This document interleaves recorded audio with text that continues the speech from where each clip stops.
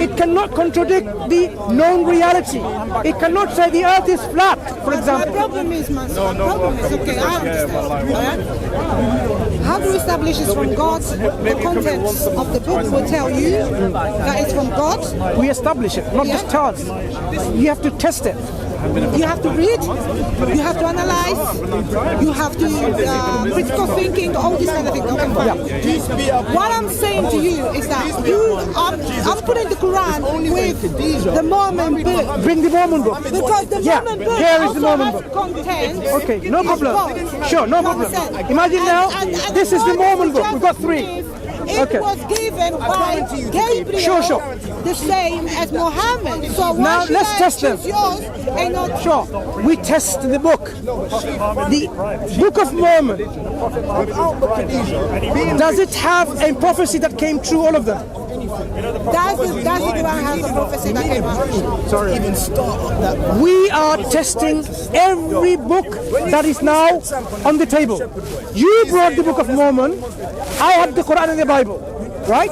So bring the Book of Mormon. I'm doing this question because I am saying yes. Not Mormon. Everything that the Quran describes to happen in the future, it happened exactly.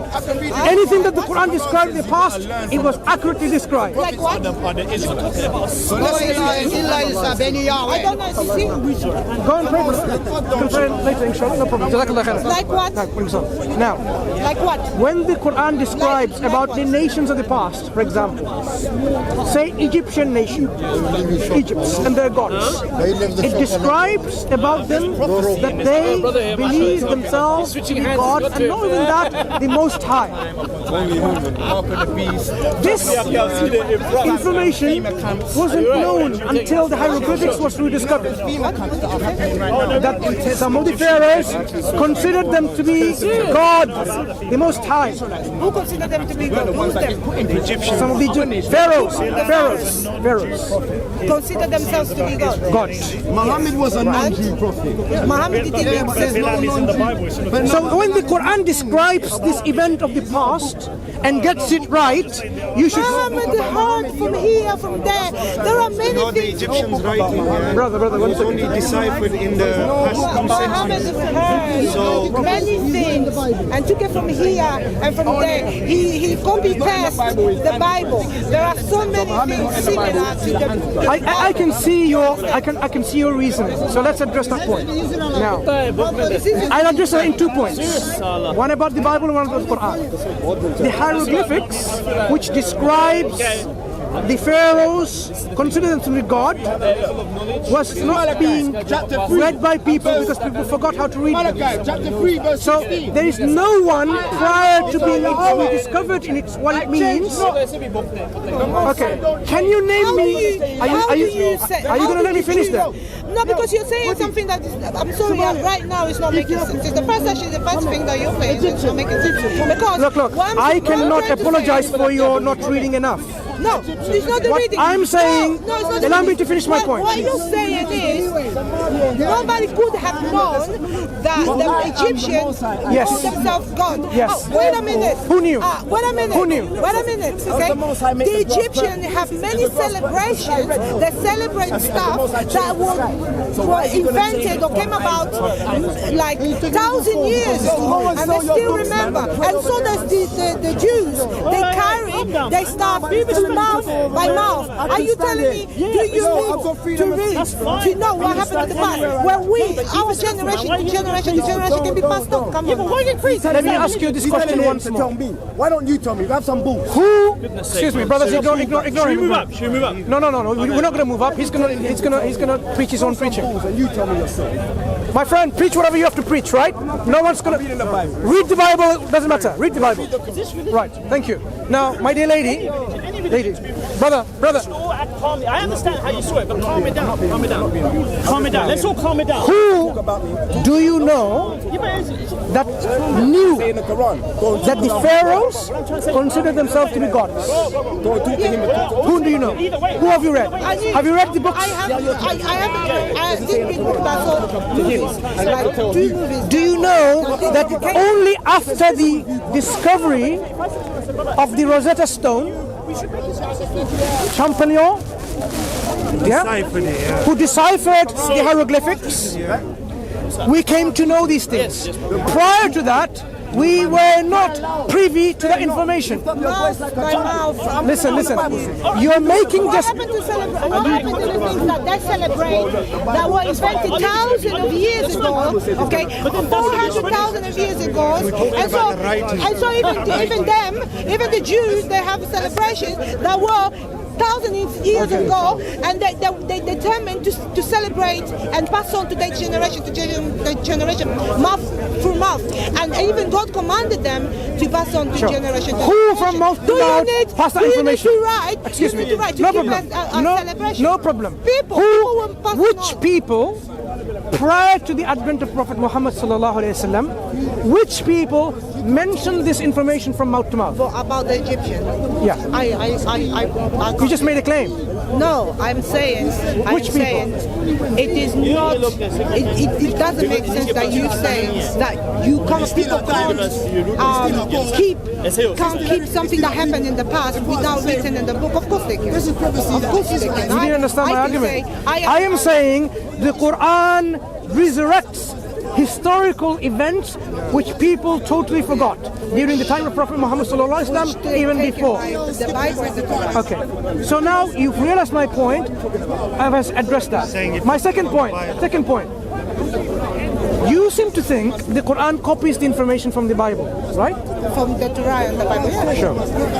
Have you heard of the Gilgamesh epic? The Atrahasis epic? The Enuma Elish epic? They predate the Bible by thousands of years. And guess what? They talk about the flood, the rescue, the person, the people, the boat, Utnapishtim. All of these information. No, you see your brother. Sorry, thank you so much. I am not going to do that. Hang on. He's not recording. Dishonest person. You people are dishonest. He told you many times not to film me, and I asked you not to film me. Okay? You're filming. Don't lie. You're filming me. I saw it. I was standing there. You're filming me.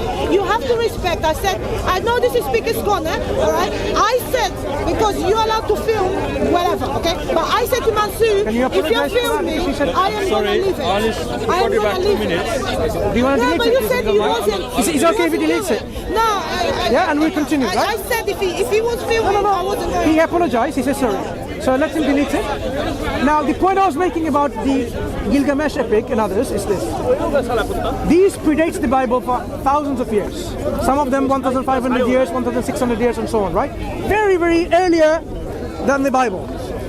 They talk about flood stories, creation stories, and the way they talk about the order. We know from comparing the stories of those tablets and the Torah, there are at least 17 instances of similarities in chronological order. One can easily say, using your show, take it, please. Hello? Okay, thank you.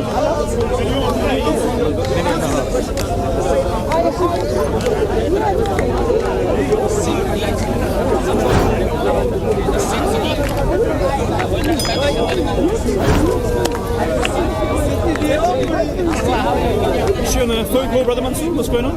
No, she's got a call.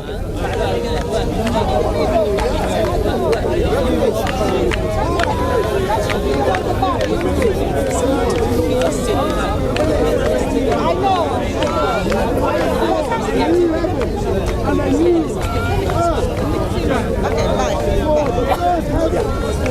That's right, no problem. So as I was saying, there are at least 17 instances of similarities in chronological order.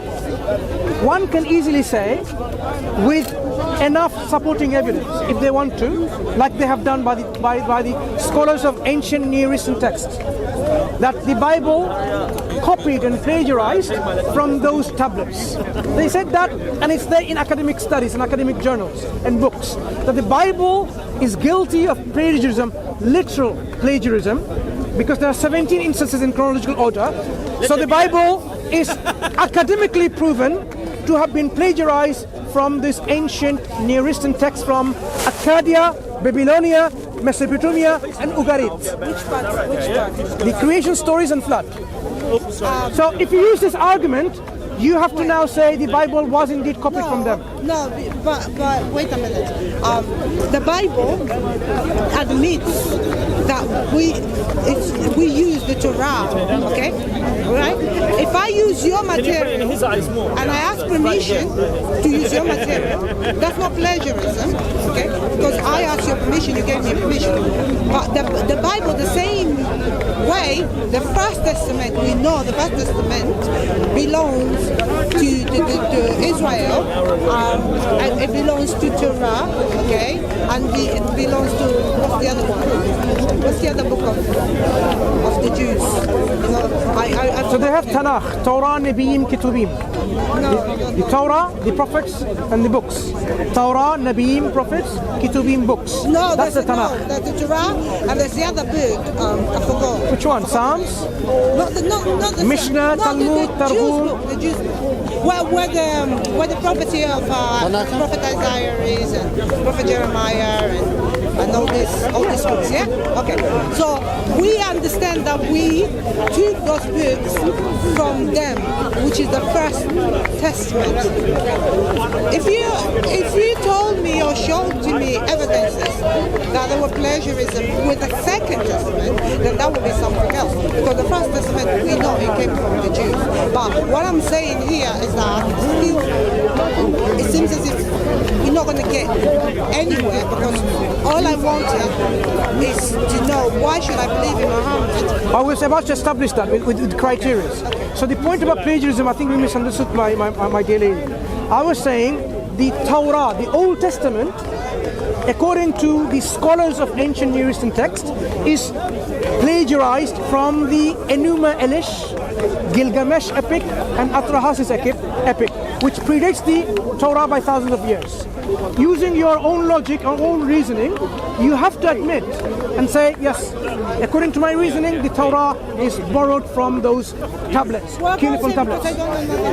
No, you can read about it later. Yeah, okay. I'm not saying don't accept it, Yeah. but if you use the reasoning consistently, you have to reject the Torah because it's been borrowed from the ancient Near Eastern text. Well, I'll look But the other answer is actually more plausible. In reality, when God interacted with the people and there was a flood, this is history.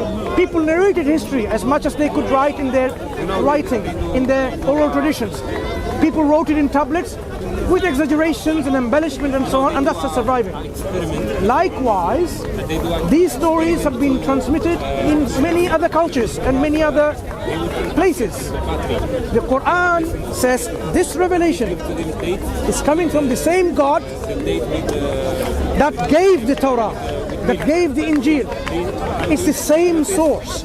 It narrates to us history, what happened, because the Quran cannot just simply ignore the mighty prophets and messengers that Allah sent, because they are our prophets. We learn from them. Allah gives them their examples. There are many witnesses. There are many examples of those prophets Allah provided for our own understanding of the reality, what happened before.